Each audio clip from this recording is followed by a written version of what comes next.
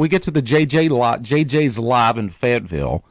Me and Kevin, Tina, Caden, and Michelle from Local Flavor, 2 of her daughters and a friend went up. Grant Moody and his wife Erin, Tyler Steffens and his wife Samantha, and I think that was it, right? Uh-huh. Yeah.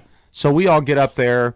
It's freezing outside. Freezing. The wind is whirling. It's like 13 degrees.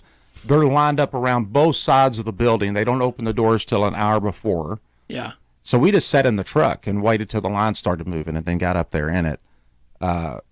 We walked by a gigantic squirrel. No, that was a rat. I know. Tina said, "Look at that squirrel." And I thought, my God, it was a rat. The tail had no... a rat would be sitting right there. No, I get it. The tail had no hair on it. No. Like, it was a long, skinny tail. Yeah, no. When I first looked, I thought it was a squirrel. And then I looked back. Of course, I didn't want to stop because I was so cold. I just wanted to keep moving. Well, and I joked that when I came back, I was going to take a picture of it. But it was so cold. I'm like, no, I'm just going to get in there. Yeah.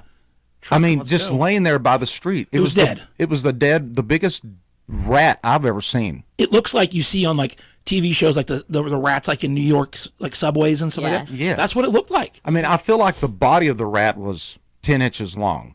Well, we thought it was a squirrel. Yeah. Yeah. That tells you how big it was. A big squirrel. Yeah. Yeah, you're right. And Caden almost stepped on it. Yeah. The tail was another.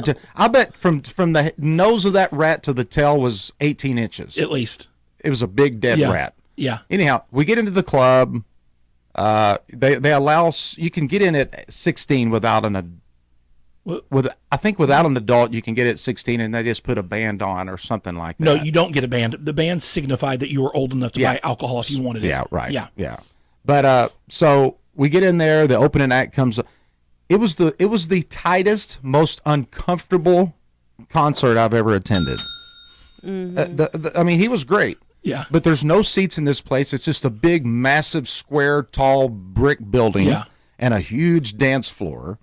And everybody just squeezes in and stands there for 3-4 hours in a mosh pit. Yeah. And I mean, and when I say this, people, I'm not exaggerating. Am I, Kevin? No, not the slightest. You're standing as straight and as still as you can and just getting bumped for hours. And for whatever reason, it seemed like wherever we were standing, that was the path. That's where people wanted to go, try to get up. Go to the bathroom, come back to the bathroom, go get a drink. They all came right through us. Right? And I'll tell you what, I got rubbed up against so much on that. I feel like somebody owes me dinner. So, I mean, yeah, you didn't get a cold shower or a cigarette, did you? No, I mean, my goodness, it was nuts. I'd look over there at Kevin one time, and all these girls were up. Kevin had his hands in there like, I'm not touching you, I'm not touching you. Yeah. Just come on by, I'm not touching you. Yeah, there was a lot of scantily clad, involuntary rubbing going on, right? Yeah. I mean, my goodness, it was crazy. You couldn't help it. There was a lot of buckle shining going on. And I'll tell you what, I'm a little bit wider than you are, so I mean, I really had to kind of tuck it in there, so we stood there and we stood there and we stood there, and the opening act came on. Not good. Well, and I think to be fair, I think he has the opportunity to be good. It's just the music, like the sound, was not good for him whatsoever. No.